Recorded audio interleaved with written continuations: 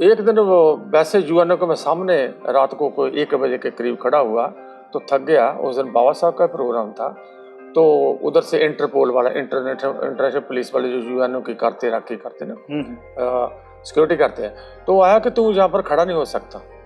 तो मैंने बोला सर मैं I am little tired, let me stretch my body and I am moving.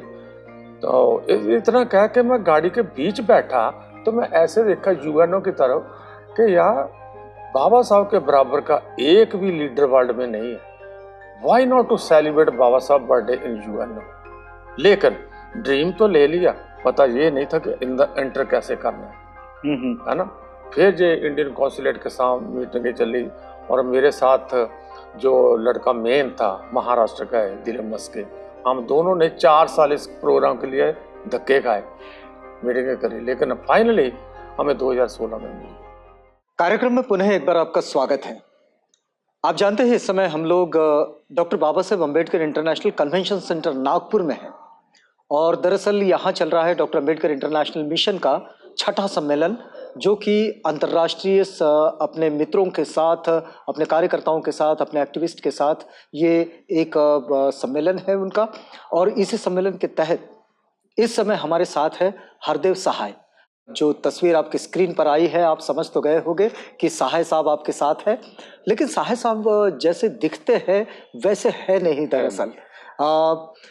बात यह है कि आते तो है जालंधर से लेकिन अभी है अमेरिका में।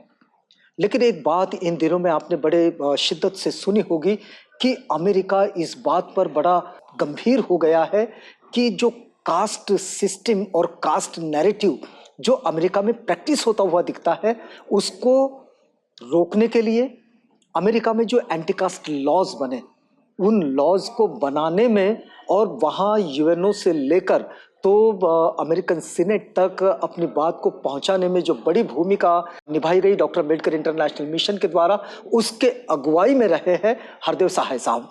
सहाय साहब, कार्यक्रम में आपका स्वागत है। एक बड़ी बात कि काम का आपका दायरा इतना बड़ा है कि उसको एक छोटी इसमें समेटना भी बड़ा मुश्किल होता है। लेकिन इस समय हम ये समझना चाह रहे हैं इस छोटी सी बातचीत में कि इस समय यूनाइटेड नेशन का जो सस्टेनेबल डेवलपमेंट गोल है, और एक दूसरी बात हम देखते हैं कि भाई जो सस्टेनेबल डेवलपमेंट गोल डिज़ाइन किए गए हैं वो वास्तव में जब प्रैक्टिसिंग में हम लोग देखते हैं तो एबोरिजिनल और सब ओरिजिनल्स और वहाँ के नेटिव्स, इनके बीच में एक बड़ा कॉन्फ्लिक्ट दिखाई देता है। आपने इसको कास्ट के रूप में चिन्हित किया और इसको आपने रखने की भी कोशिश की और बहुत बड़े हद तक आपने सफलता भी पाई। हम एक समझने की कोशिश कर रहे हैं कि क्या ये कॉन्फ्लिक्ट ऐसे ही दिखाई दे रहा है या फिर इस कॉन्फ्लिक्ट के पीछे कोई राजनीतिक एक्टिविज्म भी है? Actually thank you so much for asking me. तो जलंधर में भी हमने एक गुरुदास टेम्पल बनाया है जी, जिसकी तकरीबन 6 कनाल जगह है, उसकी 20 करोड़ के करीब वैल्यू है प्रॉपर्टी की, जो समाज को दी है जी। और मैं अकेला नहीं, हम 5 लोग हैं, देवराज चुंबर जी, देवराज जी, अशोक पाल जी एंड मोहनलाल संधि जी और मैं। हमने 5 लोगों ने शुरू किया था। बहुत बड़ा प्रोजेक्ट है, कभी देखना, आपको आपसे करवाएंगे रिकॉर्ड हम वो भी जी। बाबा साहब के नाम पे हॉल है जिसमें के 5000 स्क्वायर फुट का वो है और सारे का सारा हमारी कॉलोनी ने खुद बनाया, सारे पढ़े लिखे आदमी। उसके बाद मैं जनरल सेक्रेटरी रहा हूँ वेलफेयर सोसाइटी का, वहाँ पर भी डेवलपमेंट करी जो कॉलोनी की थी। उसके बिना मैं जो सिंह सभा गुरुद्वारा है उसका भी मैं एग्जीक्यूटिव मेंबर हूँ, उसका फाउंडर मेंबर है जी जी। उसके भी। तो ऐसे करते करते अमेरिका में चले नहीं, गए। लेकिन तो एक भूमिका तो आपकी ये भी है कि आप बाबा साहेब की भूमिका को भी निभाते हैं। बाबा साहब ने सारा बाबा साहब का ही है। नहीं, उनकी भूमिकाओं को भी आप पर्दे पर साकार करते हैं, ये भी तो एक आपकी भूमिका है। ये तो मतलब जो भूमिका एक्चुअली सोसाइटी की प्रैक्टिसिंग में आती है और जो पर्दे पर भी आती है, ये दोनों चीजें तो आती है। वो जो एक नेचर ने पता नहीं, आई डोंट नो, ये रिप्लिका मुझे दे दिया। जी जी। तो सवाल जो आपने किया कि वहाँ पर जो कास्ट प्रैक्टिस है, हम इंडिया से जाते हैं सारे लोग, एक तो लेकर जाते हैं कि हमने प्रोग्रेस करनी है जी, अपनी, कुछ लोगों ने गरीबी हटानी, किसी ने कुछ करना, और दूसरा हम बैग में 2 चीजें लेकर जाते हैं, एक तो आइडिया कि मैंने डेवलपमेंट करनी है और दूसरा हम लेकर जाते हैं कास्ट सिस्टम पूरे का पूरा एक बैग में। वहाँ पर वही लोग करते हैं क्योंकि कानून वहाँ पर बहुत सख्त है, इसलिए डरते भी हैं। वहाँ का जो ये लोग करना चाहते हैं और करते भी हैं, और कुछ लोगों के साथ हुआ, बहुत बड़ा केस हुआ वहाँ पर। एक सिस्को कंपनी है, अपना को लड़का साउथ इंडिया का था, तो उसके जो चीफ मैनेजर वगैरह वो भी साउथ इंडियन के थे, लेकिन उनको नाम से पता नहीं चल रहा था। तो उनको जैसे स्विमिंग पूल के बुला के वहाँ पर देखना भी इसने जनेऊ पहना या नहीं पहना, लेकिन वो लड़का नोट करता रहा। कैलिफोर्निया का केस है जी। उसने फिर जैसे गवर्नमेंट को दिया, जैसे जहाँ पर होते डीए वगैरह या जीए वगैरह होते हैं स्टेट के, तो वहाँ पर जो डिस्ट्रिक्ट अटॉर्नी जिसको बोलते हैं, तो उनको दिया, तो वो केस चला, वो they are in the grip of the law now. और रही बात वहाँ की, अगर आप पूछते हैं अमेरिका की, मैं अमेरिका में कास्ट सिस्टम को बिल्कुल ऐसी बात नहीं मानता। उसका कारण क्या है कि जो उनके नेटिव इंडियन थे वो भी यहाँ पर जैसे मूल निवासी हमारे जब जो आदिवासी है, जी। इनको के साइड पे लगा दिया, तो वहाँ पर भी ऐसे हुआ है। नहीं, लेकिन ये बात तो आपने नोटिस की, लेकिन पर प्रैक्टिकली नहीं है कुछ भी, प्रैक्टिकली नहीं है। उसका कारण क्या है कि ये लोग जितने आपने देखा, ओबामा प्रेसिडेंट बना था, काले थे, ये स्लेब बना के लेकर आए थे कालों को, अमेरिकन, है ना, लेकिन उसको प्रेसिडेंट भी बनने दिए। जो कास्ट सिस्टम का यहाँ पर फीलिंग है, जो प्रैक्टिस है, वो वहां पर नहीं है। दूसरा, वहां पर रंग का भेद था, आप काले हो। लेकिन अमेरिकन प्रशासन ने इसे एडमिट कैसे किया, किसको? कास्ट आइडेंटिटी को? वो अच्छा, हाँ, वो एक ये केस हुआ। आम लोगों का वहां पर क्या होता है कि ये कानून से डरते हैं, इंडियन की मैं बात करता हूँ जी, लेकिन कहीं ना कहीं अगर उनका एम्प्लॉय या जो कुछ है उसको टॉर्चर करते हैं, अगर वो कंप्लेंट करता है विद प्रूफ, तो गवर्नमेंट उसको छोड़ती नहीं कि तूने डिस्क्रिमिनेशन कैसे की। वहां पर ऐसा लॉ ऐसे है, और अपने लोग भी डरते हैं कि अगर मैं इस ग्रिप में आ गया मैं कभी बचूंगा नहीं। तो गवर्नमेंट वहां पर बिल्कुल clear, no discrimination at all, किसी भी बेस पे, कास्ट, कलर, कास्ट तो है नहीं वहां पर, कलर एंड क्रीड था, क्रीड भी नहीं थी, कलर था। लैंग्वेज, है ना, language no, no, English is only the language you have to speak over there, है ना, और वो सभी को आती है जितने भी। मैं आपको बताऊं कि वहाँ के काले जो वहाँ पर लेकर आए थे ये गुलाम, लेकिन वो सबसे ज्यादा अमेरिकन अपने आप को समझते, गोरों से भी ज्यादा। वे हम अमेरिकन हैं, इस कंट्री के बशिंदे हैं। हम आपसे ये समझना चाह रहे हैं हरदेव साया साहब कि जिस तरह से आपने राजू कामले साहब के साथ, जो कि डॉक्टर अम्बेडकर इंटरनेशनल मिशन के फाउंडर प्रेसिडेंट भी रहे हैं, इनके साथ बड़े लंबे वक्त से काम किया है। दरअसल डॉक्टर अम्बेडकर जयंती का जो सेलिब्रेशन है, इस सेलिब्रेशन में हर वक्त शायद आप उनके साथ रहे हैं, तकरीबन 95%। तो लेकिन हम ये समझना चाहते हैं कि डॉक्टर अम्बेडकर जयंती मनाने का ये जो सिलसिला आपने शुरू किया, इसके पीछे क्या मकसद रहा? क्या ये केवल बाबा साहेब की स्तुति में रहा, या फिर इसके पीछे कोई और भी मकसद था? नहीं, और कोई मकसद नहीं, सिर्फ ये है कि बाबा साहब ने 1942 में यूएन में बोलना चाहा था, रिप्रेजेंट करना चाहा था, जो कि ब्राकोमिनियन पीपल जो जापान के थे उनके साथ मिलकर ये हो था, लेकिन वो कर नहीं पाए तब, क्योंकि 1942 में वो वार वगैरह, वर्ल्ड वार सेकंड थी ना जी, तो नहीं हो पाया। तो ये एक हमें पता चला कि ऐसे बाबा साहब चाहते थे, तो वैसे जो एक ड्रीम लिया आंखें खोल के यूएनओ के अंदर करना है, बाबा साहब का जन्मदिन मनाना है, तो वो हो गया 2016 तो क्या डायलॉग एस्टैब्लिशमेंट का प्रोग्राम था? नहीं, वो था कि ये एक, मैं आपको कहूँ कि एक ये कह लो कि इंसिडेंट है ना। मैं वहाँ पर दो कम्युनिटीज है, मराठी भी है, अपने पंजाबी भी है जी। जितने पंजाबी है, हम लोगों ने वहाँ पर एक गुरु रविदास टेम्पल बनाया है, और गुरु रविदास जी जो मेन पंजाब वाले जितने मानते हैं, और उसके अंदर एक हमने बेगमपुरा कल्चर सोसाइटी ऑफ बनाया, जो गुरु रविदास टेम्पल था उसका मैं जनरल सेक्रेटरी रहा हूँ, वहाँ पर भी काम करते हैं कम्युनिटी के साथ, और Begampura culture society of new year का मैं इंटरनेशनल कोऑर्डिनेटर था। तो एक दिन वो वैसे यूएनओ के मैं सामने रात को कोई 1 बजे के करीब खड़ा हुआ, तो थक गया। उस दिन बाबा साहब का प्रोग्राम था, तो उधर से इंटरपोल वाला, इंटरनेशनल पुलिस वाले जो यूएनओ की करते ना सिक्योरिटी करते हैं, तो आया कि तू यहाँ पर खड़ा नहीं हो सकता। तो मैंने बोला सर मैं I am little tired, let me stretch my body and I am moving. तो इतना कह के मैं गाड़ी के बीच बैठा, तो मैं ऐसे देखा यूएनओ की तरफ कि यार बाबा साहब के बराबर का एक भी लीडर वर्ल्ड में नहीं है, व्हाई नॉट टू सेलिब्रेट बाबा साहब बर्थडे इन यूएनओ। लेकिन ड्रीम तो ले लिया, पता ये नहीं था कि एंटर कैसे करना है ना।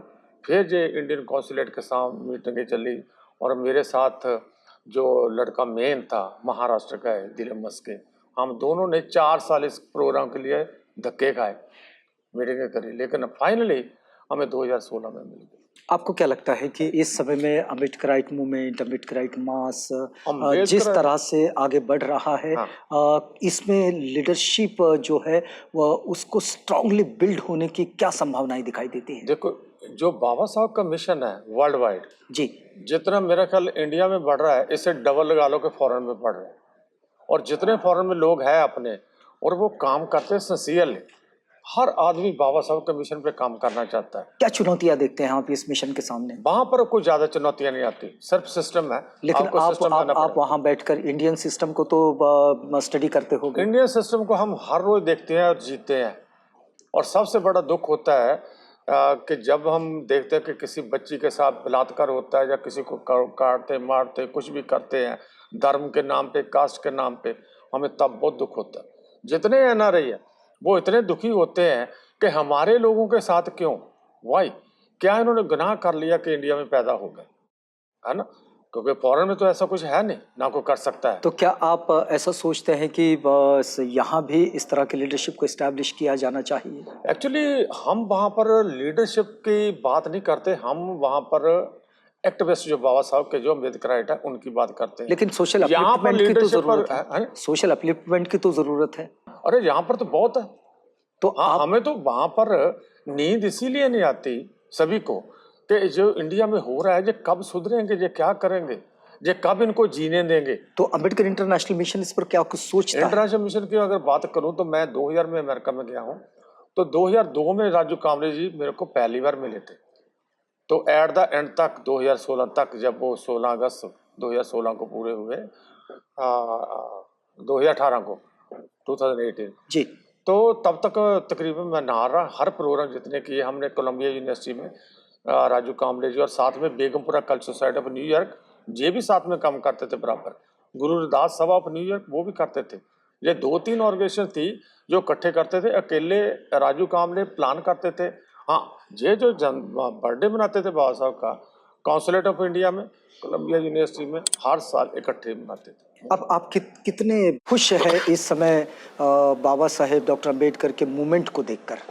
मोमेंट को देख के हम बहुत खुश हैं, लेकिन जैसे लोग यहाँ पर भी किसी स्पीकर ने बोला था कि बाबा साहब को ना मानो, बाबा साहब की मानो, वो थोड़ा बहुत अपने लोगों में अभी भी है कि बहुत दुख होता है मुझे जब मैं आपको क्रिटिसाइज करता हूँ, जब मुझे करते हैं, सिर्फ हम टाइम वेस्ट करते हैं। अगर मैं काम करना चाहता हूँ, आप मुझे क्रिटिसाइज करते हैं, तो कुछ लोग ऐसे भी होते हैं छोटे दिल के, भी छोड़ो यार, हमने क्या करना मूवमेंट से क्या लेना, क्योंकि मैं तो अमेरिका में बैठा हूँ, क्या करना मैं।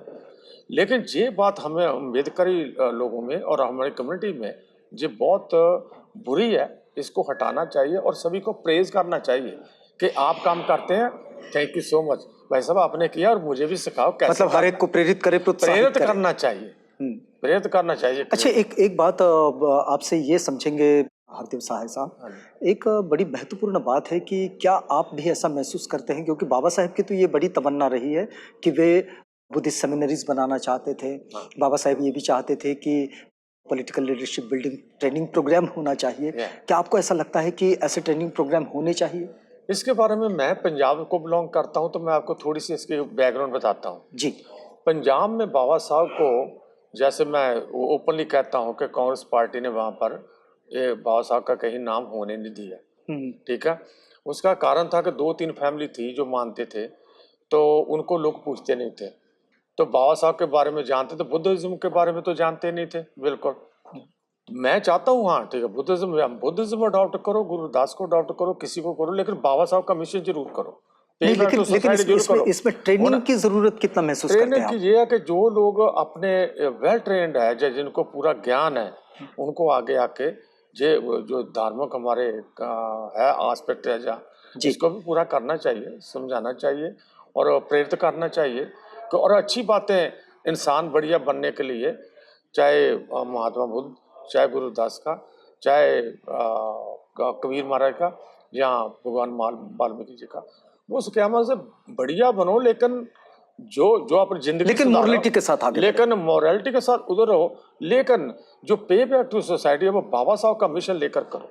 हरदेव सहाय साहब से मेरे दर्शकों के लिए अगर कोई संदेश लेना चाहो तो आपका संदेश क्या होगा? पहली बात तो संदेश तो ये होना चाहिए कि अपनी कम्युनिटी में यूनिटी नहीं है, एक दूसरे का सत्कार करना शुरू करो, रिस्पेक्ट करो। अगर कोई काम करता उसको क्रिटिसाइज मत करो, और उसमें क्या कि एक दूसरे को जोड़ो। अगर हम यूनिटी नहीं लाएंगे तो हम क्या करेंगे, क्या कर सकते हैं? अगर अकेले अकेले फाइट करेंगे क्या करेंगे? तो ये हमारे समाज में थोड़ा कुरीतियाँ हैं, मुझे लगती है ऐसे, तो उसको इरेडिकेट करना चाहिए, दूर करना चाहिए, और अपना जो प्यार है एक दूसरे के साथ वो बढ़ाना चाहिए। और इसके बिना मैं अगर और ऐड कर दूं तो बाबा साहब की जो फ्लोट हम लेकर जाते थे 2008 में शुरू किया था ji, new year India day parade में, क्योंकि वी लव इंडिया। लेकिन हम जब हमारे लोगों का सवाल आएगा, हम अपने लोगों के साथ खड़े होंगे। अगर अन्याय होता है तो किसी तरह भी, चाहे हमें कहीं भी आवाज उठानी शुरू करें। अगर जहाँ पर ये उन्नाव में हुआ था यूपी में, और अपने बच्ची का कर दिया था रेप वगैरह, तो तब हमने यूएनओ के सामने खड़े होके दिखाया था कि ये रोको, इसको ऐसा नहीं होना चाहिए।